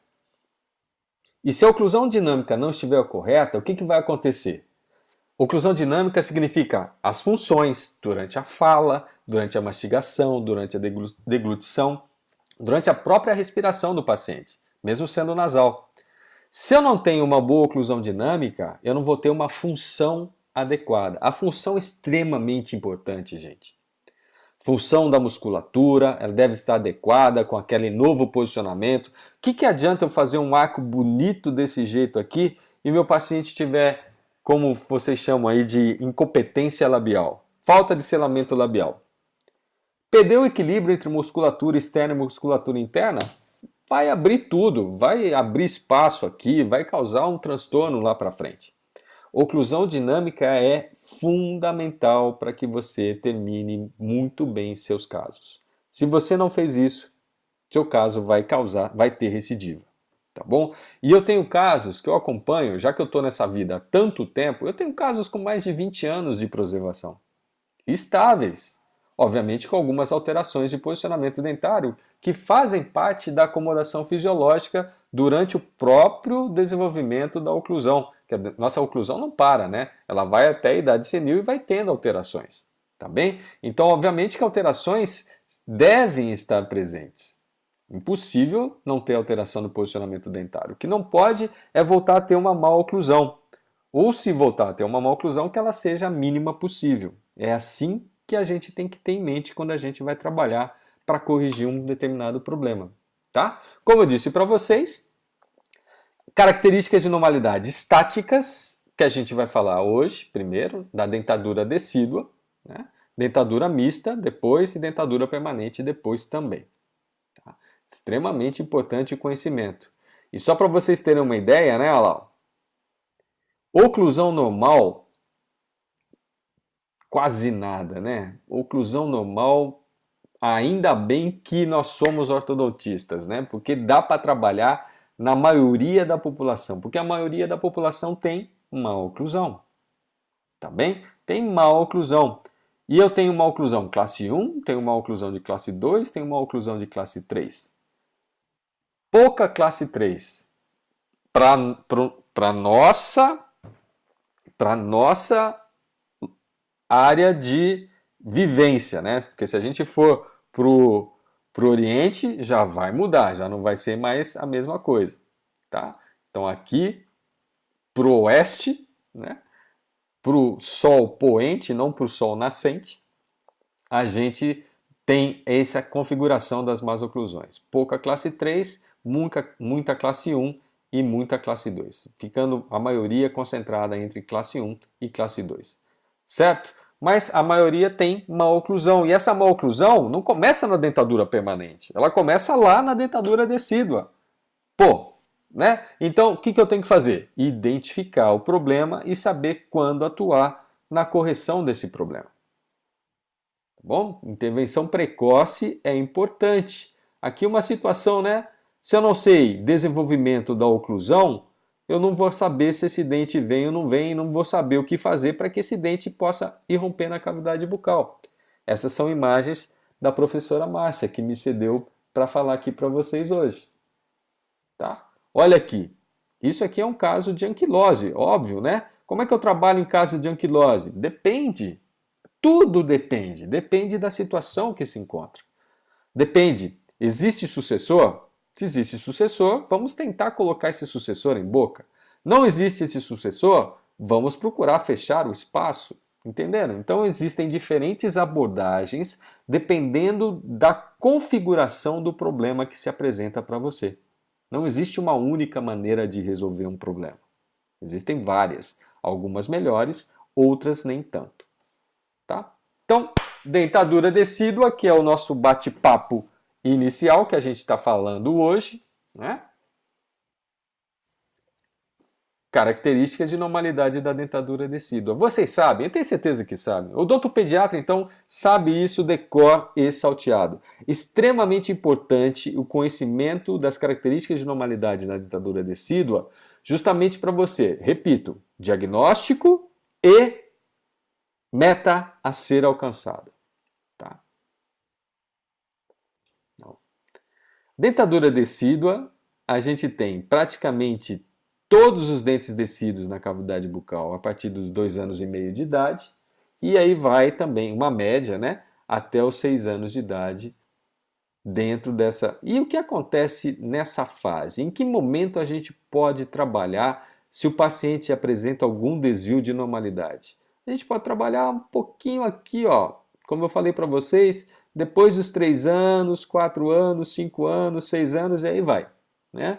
Menos com 3, menos com 4, um pouco mais com 5, muito mais com 6, e aí a gente aumenta bastante quando a gente entra na dentadura mista. Mas dentadura decídua a gente trabalha basicamente mais para o final da dentadura decídua. Em alguns casos, no início, não no início, né? Depois da sua obtenção na boca, depois dos 2 anos e meio, lá pelos 3 anos e meio, 4 anos. Por quê? Tem uma dificuldade muito grande, porque a criança ainda, nessa tenra idade de 3, 4 anos, ainda não tem um refinamento motricial, motor, tá? Não tem uma musculatura refinada até para usar o aparelho que você vai colocar nela. Então não vai ter uma colaboração se você trabalhar com aparelhos removíveis. Ok? Então aí, às vezes, você deve trabalhar pouco, mas já começando a trabalhar, já estimulando um uso de um aparelho, que aí entram os Habit Correctors, né? Estimulando o uso de um aparelho para que a criança vá entendendo que aquele aparelho vai fazer parte do dia a dia dela e ela vai até desenvolvendo a motricidade juntamente com esse aparelho. O aparelho serve até para auxiliar no desenvolvimento da motricidade, principalmente bucal, ok? Que é aí onde trabalha, onde é a ação dos Habit Correctors. Legal? Maravilha! Então a gente tem algumas características que a gente deve observar nessa dentadura, nessa dentadura decídua. Então eu tenho uma relação sagital, interarcos, eu tenho uma relação interincisal, ou seja, dos incisivos superiores e inferiores, uma relação transversal também, e a presença ou não de espaços. Tá legal? Eu vi ali no chat, alguém tinha até comentado, né? Arco tipo 1 e arco tipo 2 de Baum, a gente vai falar aqui também, não se preocupa não. né? Não vou deixar vocês sem essa, não é orientação, mas essa recordação do arco tipo 1, arco tipo 2 de Bowman, quando a gente for falar de presença ou não de espaços. Vamos lá. Primeira relação que a gente deve observar é a relação sagital interarcos, tá bem? E isso é extremamente importante, onde a gente vê a relação de molares e onde a gente vê a relação de caninos, tá? Por essa relação sagital, então, primeiramente, a gente vai ver, nessa tenra idade, o parâmetro ele é dentário, tá? Ele não é esquelético, ele é dentário para a gente saber se tem uma boa relação sagital na dentadura decídua ou não. Ok? Então, o que a gente vai ter? Na relação dos segundos molares decíduos, a gente vai ter um plano terminal reto, que é uma linha que passa na distal dos segundos molares decíduos, tangenciando a distal dos segundos molares. Se for uma linha coincidente superior e inferior, eu tenho uma situação assim, que é chamada de plano terminal reto. Plano terminal reto é uma característica de normalidade na dentadura decídua, tá? Degrau distal. O que significa um degrau distal? Então eu tenho uma linha tangenciando o segundo molar superior, uma linha tangenciando o segundo molar inferior, só que elas não coincidem e formam um platô aqui para distal.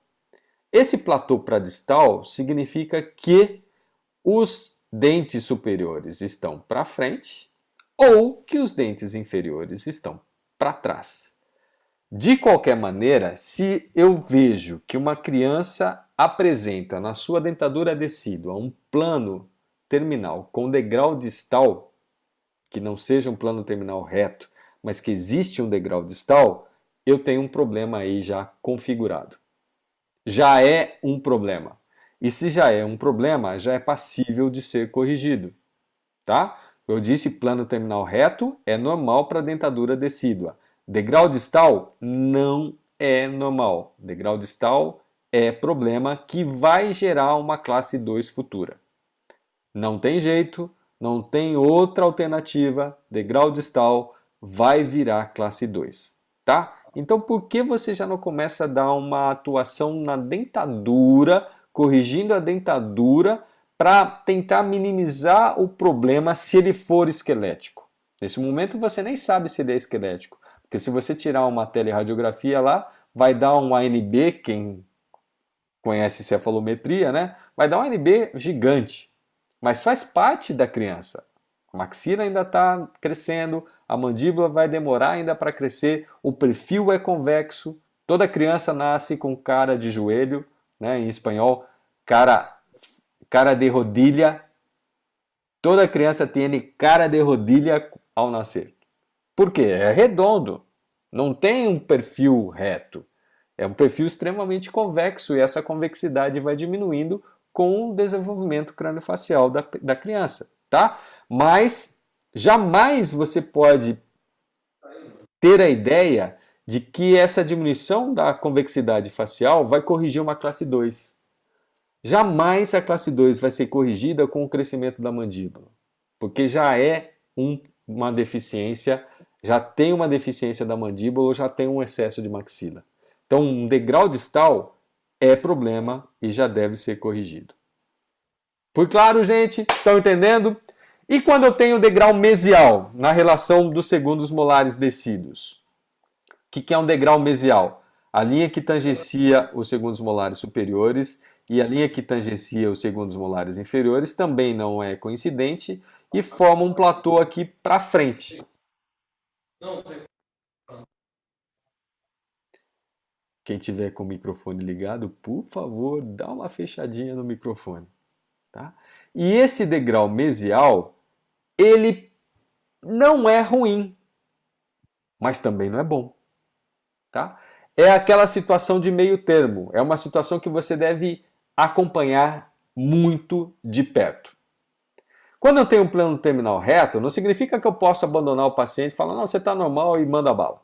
Ele pode ter crescimentos, ele pode ter alterações que vão levar a problema, ok? Então, naquele momento, um plano terminal reto é normal. Um degrau distal é problema e um degrau mesial pode ser problema. Entenderam a diferença de raciocínio? Então, o que isso significa? Um degrau distal sempre vai dar uma classe 2.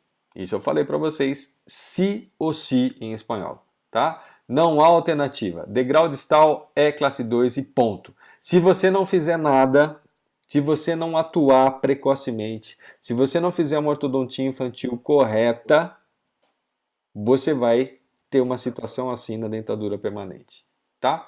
Uma maloclusão de classe 2. E aí você vai usar os aparelhos convencionais, fixos, propulsores, etc, etc, etc, para corrigir um problema que você poderia ter corrigido muito antes e com muito mais estabilidade. Isso que a professora Márcia falou lá no início da nossa conversa de hoje, né? O que mais?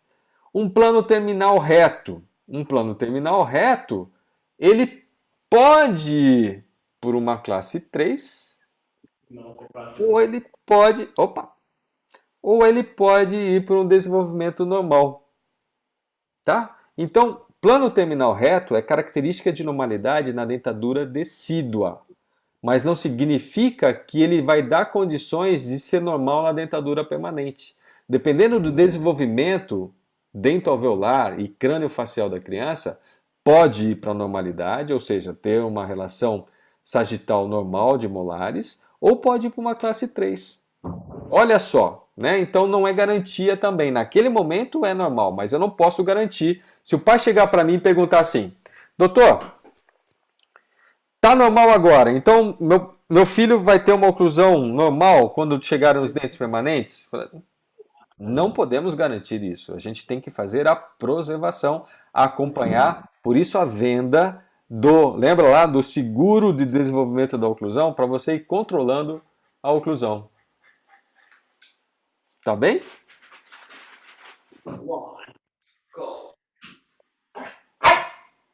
Ih, rapaz. Meu cachorrinho entrou aqui na sala. Agora vocês vão escutar. E um degrau distal. Espera um pouquinho só que a gente tem que tirar o meu dinamarquês aqui da sala. Aguenta aí. Ó o meu dinamarquês saindo. Meu dinamarquês anão que tem 30 centímetros de altura. Vamos lá, saiu. E um degrau distal... Opa. Um degrau distal, ou melhor, um degrau mesial, pode ser uma classe 3, provavelmente, mas pode ir para a normalidade também, né?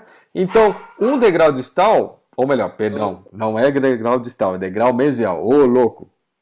Meu cachorrinho me confundiu, né? Esse degrau mesial, ele é aquele meio termo. Na dentadura decídua, não é normal, não é o ideal, mas também não é ruim, mas ele pode se tornar ruim com uma classe 3 na dentadura permanente. Ou pode evoluir para uma normalidade também na dentadura permanente. Então, se chegar nos pais e perguntar para você, você também vai falar, olha, temos que acompanhar, mas temos que acompanhar isso aqui mais de perto.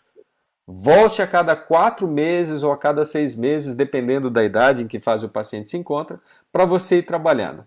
Porque se for partindo por uma classe 3 mesmo, está na hora de trabalhar. Inclusive, a gente tem os aparelhos Health Start para classe 3 também, se for um problema dentário. Ok? Os aparelhos ortopédicos funcionais, ou os aparelhos ortopédicos milfuncionais, eles são extremamente eficientes quando o problema da classe 3 é dentoalveolar. Mas quando o problema é efetivamente esquelético, e normalmente a classe 3 esquelética é por excesso de crescimento mandibular e pouco por falta de crescimento maxilar, a gente não vai trabalhar bem com os aparelhos ortopédicos funcionais ou milfuncionais. Aí devem entrar os aparelhos ortopédicos mecânicos. Entendeu, Silvia? Nesse momento, na classe 3, é melhor trabalhar com aparelhos ortopédicos mecânicos, porque aí a gente vai ter ação de forças para redirecionar o crescimento da mandíbula ou para fazer a protração da maxila. Tá bom? Pessoal, de novo, quem tiver com o microfone ligado, dá uma desligadinha fazendo um favorzinho, senão fica uma microfonia aqui no meu ouvido danada. Tá legal? Vamos continuar. Então, olha lá.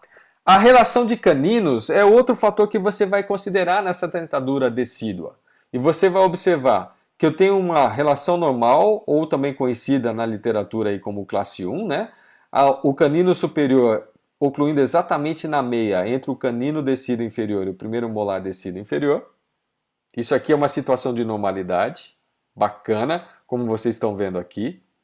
Eu tenho uma relação de classe 2 quando o canino superior está à frente dessa meia, ou eu tenho uma relação de classe 3 quando a cúspide do canino decíduo superior está por detrás dessa meia entre o canino decíduo inferior e o primeiro molar inferior, decíduo inferior. Tá? Então aqui também é outra característica que você vai observar. Prof, qual que eu olho? A relação de segundos molares decíduos ou a relação de caninos? As duas coisas você vai olhar. Tá? Na dentadura decídua é importante que você visualize sempre as duas coisas. Mais facilmente você consegue enxergar pelos caninos. Ok? Um pouco mais difícil ali pela relação do degrau, do plano terminal, se vai ser um plano terminal reto, se vai ser um degrau distal ou um degrau mesial, mas na relação do canino decíduo você consegue enxergar de uma maneira mais fácil. Fica mais simples você conseguir determinar se está dentro de uma normalidade ou se já existe anormalidade. Normalidade seria a classe 1 e anormalidade classe 2 e classe 3. E dá para atuar, prof? Dá e deve atuar. Tá legal? Deve atuar quanto antes. Ah, mas se o problema for esquelético, você minimiza o problema dentoalveolar até chegar numa fase em que você possa corrigir o problema esquelético efetivamente com ortopedia miofuncional. Tá bom? Isso é extremamente importante que vocês tenham esse conhecimento para que vocês não falhem com os seus pacientinhos, com os seus jovens pacientes, tá? É importante que vocês não falhem para que você possa ter um bom nome na sua comunidade, na sua cidade, no seu país, né? Que você seja sempre considerado um bom ou um excelente profissional, tá? A gente deve ser reconhecido pelas nossas conquistas, né? Por aquilo que você se torna, tá? Por aquelas conquistas que você tem. Vamos lá. Relação interincisal é outro parâmetro que você deve observar e é muito tranquilo de você observar essa relação interincisal. Como é que ela funciona? Eu tenho que ver o overjet, que é a relação horizontal, e eu tenho que ver o overbite. Tá? Em português, a gente fala muito overjet e overbite, que é terminologia em inglês, mas seria a sobressalência no sentido horizontal e a sobressalência no sentido vertical. Em espanhol, ressalte horizontal e ressalte vertical. Listo? Então a gente tem os dois trespasses aí. E como deve ser esse trespasse horizontal, esse trespasse vertical na dentadura decídua? Aí que vai dar confusão, né? Porque muita gente não vai entender isso, ok? A relação interincisivos deve ter um trespasse horizontal aqui, ó, positivo, ou seja, um incisivo superior à frente do incisivo inferior, mínimo. O que significa mínimo? Bota aí, de 0 a 1 milímetro. 0 não, porque 0 seria topo a topo, borde a borde, vu a vu, como se habla, né? Pero não é assim, tem que passar um pouquinho, mas é mínimo, 1 milímetro no máximo. Então aqui a gente tem normalidade na relação interincisivo, aqui a gente tem problema e aqui a gente tem problema também. Atuamos, controlamos. Entenderam a diferença? Aqui a gente controla, aqui a gente trabalha e aqui a gente trabalha. Tá? Quando? Agora e se tiver alteração. Ok? Vamos lá. Trespasse vertical também deve ser positivo, ou seja, o superior passando, encobrindo o inferior, e mínimo, de novo, 1 milímetro. Então é fácil, olha. Em relação aos trespasses, em relação ao overjet e em relação ao overbite, na dentadura decídua, o correto é, no máximo, 1 milímetro de trespasse, no sentido horizontal e no sentido vertical. Tá bom? Isso aqui é problema, porque isso aqui é um trespasse negativo, óbvio. Isso aqui é problema porque é um trespasse, muito trespasse positivo. A gente vai ter um módulo falando especificamente dos problemas verticais. Quando, como, quando e por que corrigir. Tá? Mas eu já dou a dica, ó. Fase de dentadura mista é a melhor fase para você fazer a correção dos problemas verticais. Falei. Ponto. Vamos lá. Outra coisa que você vai observar é o ângulo interincisivo, tá? Esse ângulo interincisivo na dentadura decídua, o normal, é próximo a 180 graus. Eles estão ali, ó, bem verticalizados mesmo. E à medida que, e quando os permanentes irrompem, né, quando o incisivo irrompe, ele irrompe vestibularizado. Isso significa que eu ganhei espaço no arco. Então, uma forma de obtenção de espaço no arco, na transição dos dentes decíduos para os dentes permanentes, ou seja, na fase de dentadura mista, é justamente a diminuição do ângulo interincisivo. Na dentadura decídua, eles estão ali praticamente em 180 graus, na dentadura permanente, eles vão ali por volta dos seus 120 graus. Tá bem? Essa é a grande diferença. Relação transversal dos arcos. Como deve ser essa relação transversal dos arcos? Aí eu acho que é a coisa mais fácil da gente observar, né? Porque todo mundo tem olho para ver mordida cruzada. Todo mundo consegue enxergar a mordida cruzada aí de uma maneira fácil, de uma maneira tranquila. Então, o que você vai observar? O efeito caixa-tampa, né? A caixa, ou seja, o arco inferior, tem que ser sempre menor que o arco superior, que é a tampa, porque senão não fecha, não encaixa, né? Aqui tem um exemplo aí, vocês estão vendo, um presente bonitinho, né? Mas é a mesma coisa que uma panela e uma tampa. Se eu tiver uma panela muito grande e uma tampa muito pequena, pum! Se eu tiver uma panela muito pequena e uma tampa muito grande, também não dá certo. Então tem que existir uma proporcionalidade transversal dos arcos. Ou seja, tem que ter o arco superior contendo o arco inferior, mas não totalmente. Esse trespasse, essa relação transversal, esse trespasse posterior também vai ser ali de 2 milímetros no máximo, dentro da normalidade. E aí já vai para a normalidade na dentadura decídua, na dentadura mista e na dentadura permanente. No sentido transversal, a normalidade é um trespasse horizontal positivo, ou seja, os dentes posteriores superiores mais para fora, mais para vestibular do que os seus respectivos inferiores, em 2 milímetros aproximadamente, entre distância de face vestibular a face vestibular, ou cúspide a cúspide. Legal? Fui claro? Bacana?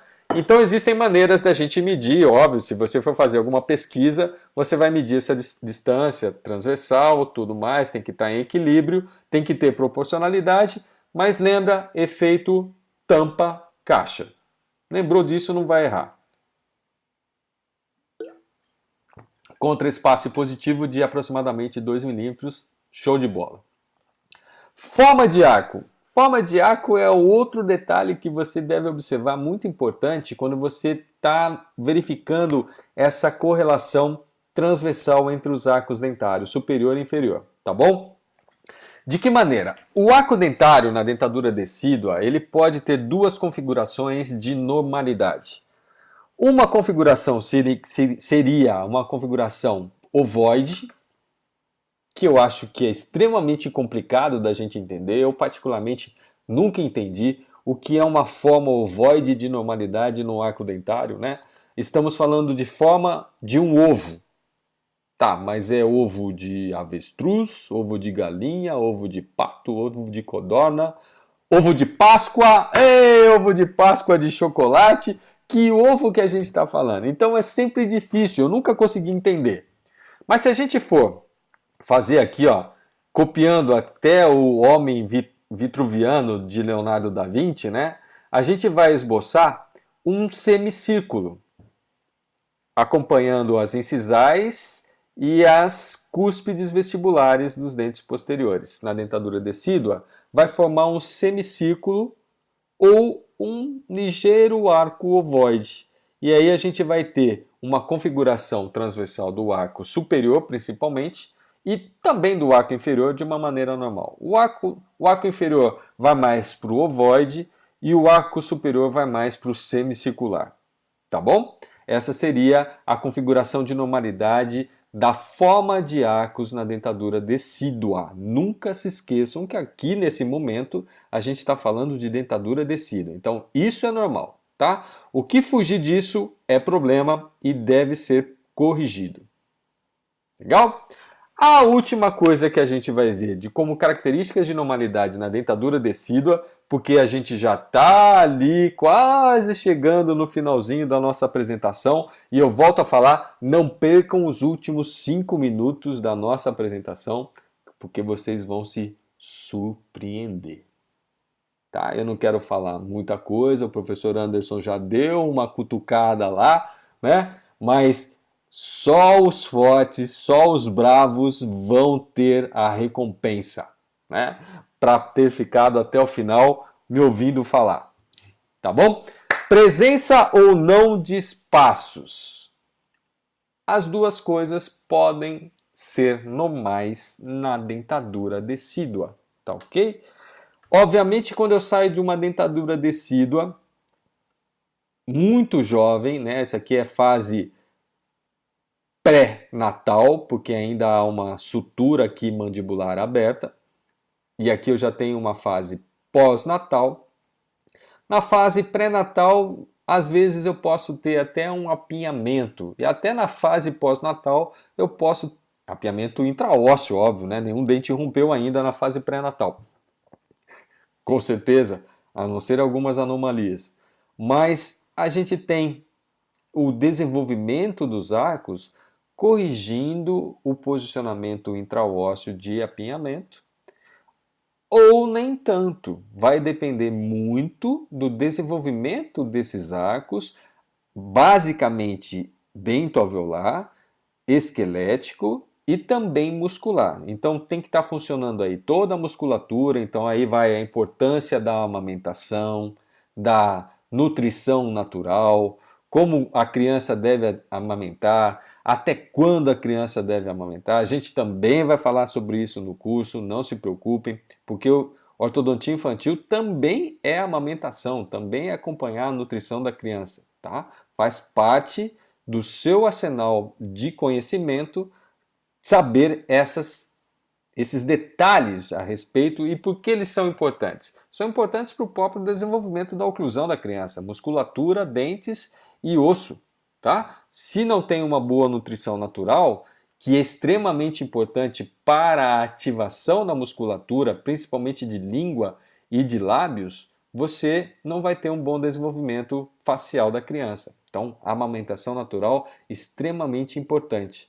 Mas dependendo das próprias características intrínsecas do paciente, ou seja, até genética, eu posso ter presença de espaços ou ausência de espaços. Aqui vocês estão vendo muitos espaços presentes.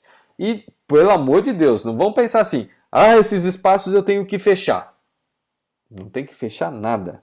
É característica de normalidade na dentadura decídua a presença de espaços, tá? E um autor chamado Baum, em 1950 e qualquer coisinha, não me lembro aqui agora, determinou que eu posso ter arcos de dois tipos, arco tipo 1 e arco tipo 2, de acordo com o autor Baum. Então, arco tipo 1 de Baum e arco tipo 2 de Baum também. O arco tipo 1, presença de espaços, como vocês estão vendo aqui, e eu posso ter, inclusive, a presença de espaços primatas. Espaços primatas é outro detalhe interessante, que podem estar presentes ou não, né? Espaço primata é um espaço que fica na mesial do canino superior e na distal do canino inferior, decíduos. Porque os primatas, todos os primatas têm esse espaço porque os caninos, as presas, né, são muito grandes e se ele fecha a boca já não poderia fechar se não tivesse esse espaço para os dentes ocuparem, tá bom?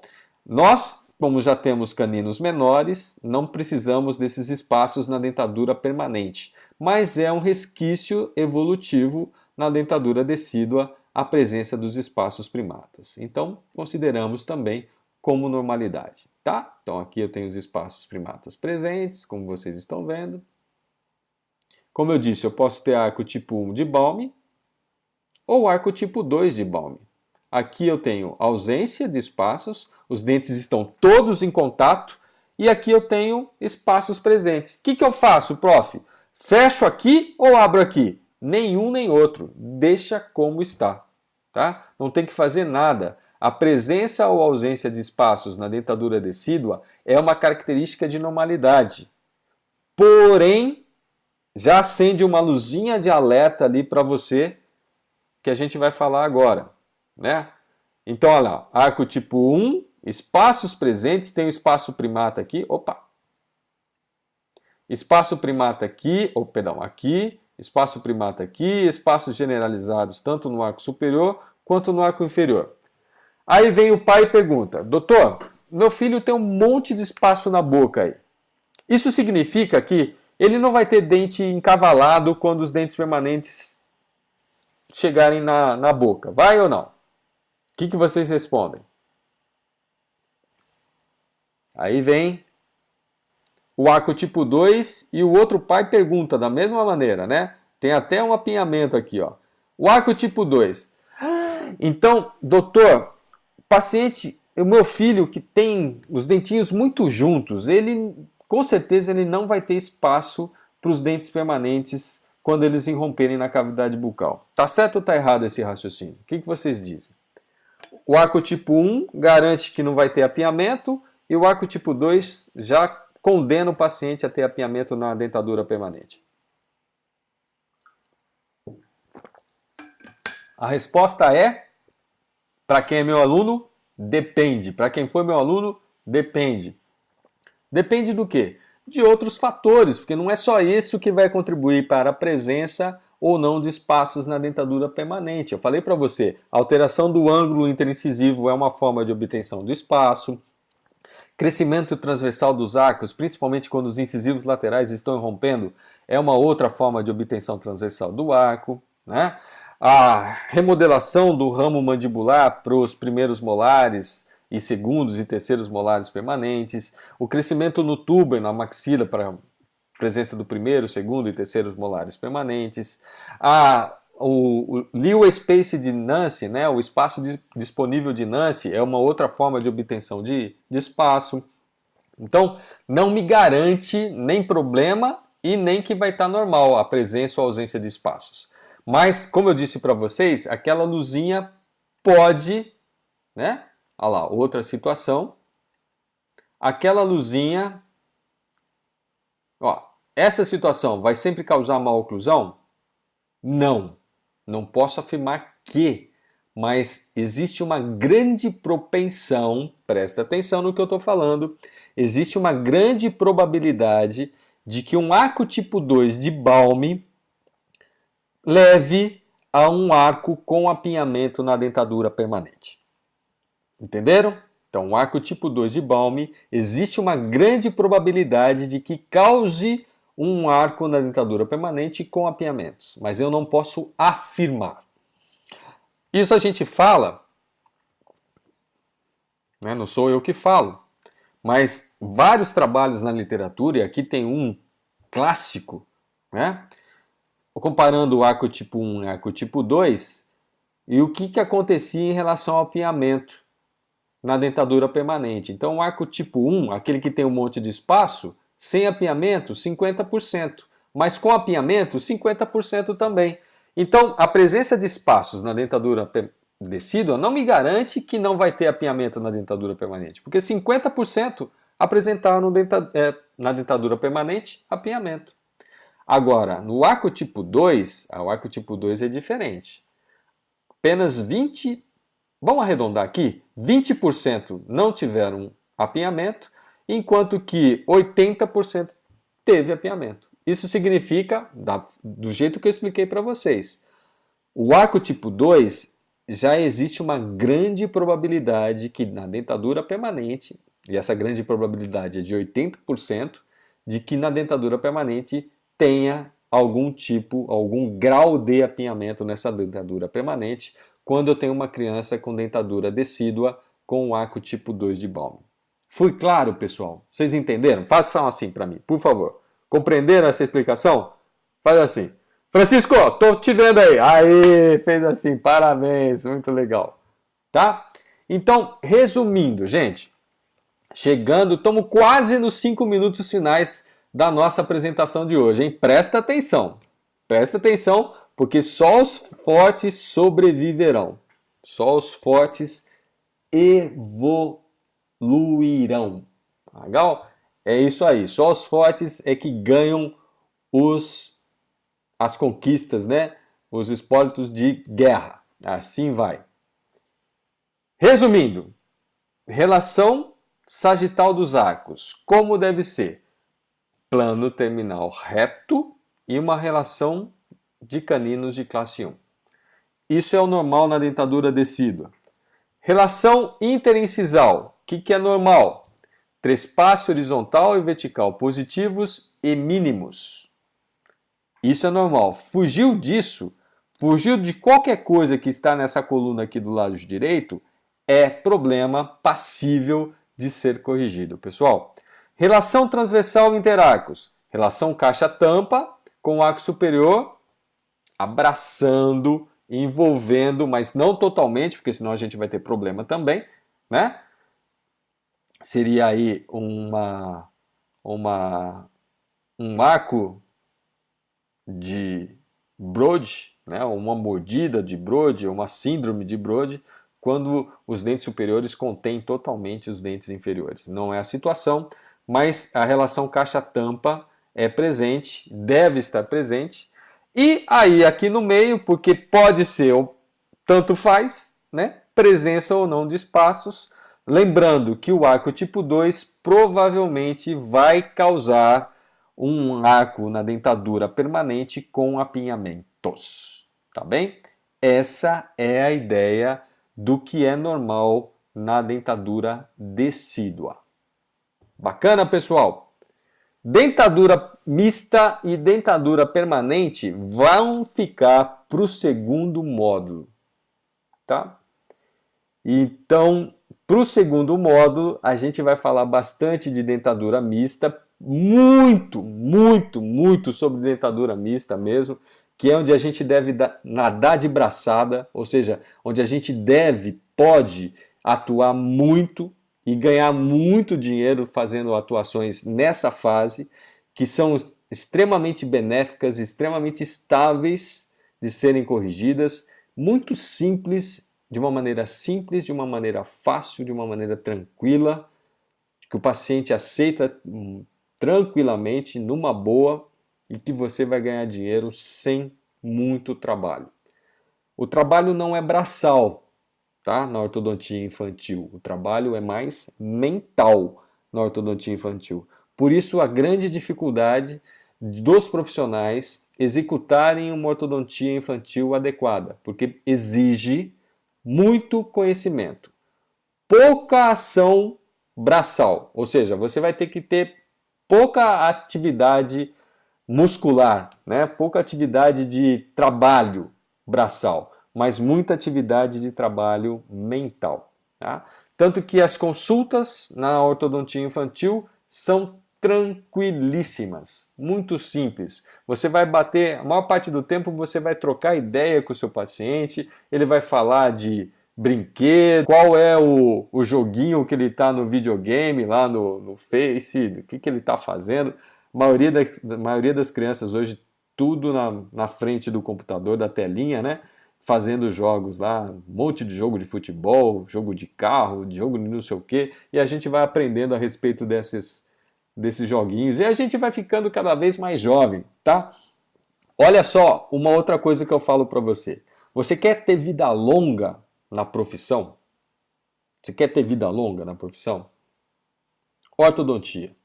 E um pouquinho de odontopediatria. Mas ortodontia com criança, gente, é fácil. E você vai se manter jovem, porque você vai ter sempre que conversar de igual para igual. Você vai virar criança também. Mas é só para a gente descontrair e entender que ortodontia infantil é muito bacana. É muito legal. E quem faz, faz bem. Tá bom? E quem quer fazer, tem que fazer bem também. Tá? E quer fazer legal, quer fazer bem? Faça o curso completo, não fica apenas nesse módulo inicial. É isso aí, pessoal. Espero que vocês realmente tenham gostado. E a dica é essa: façam o curso completo, tá bem? Vai ser muito bacana, tenho certeza que vocês vão gostar demais. Vejo vocês no próximo módulo. Um grande abraço, tchau!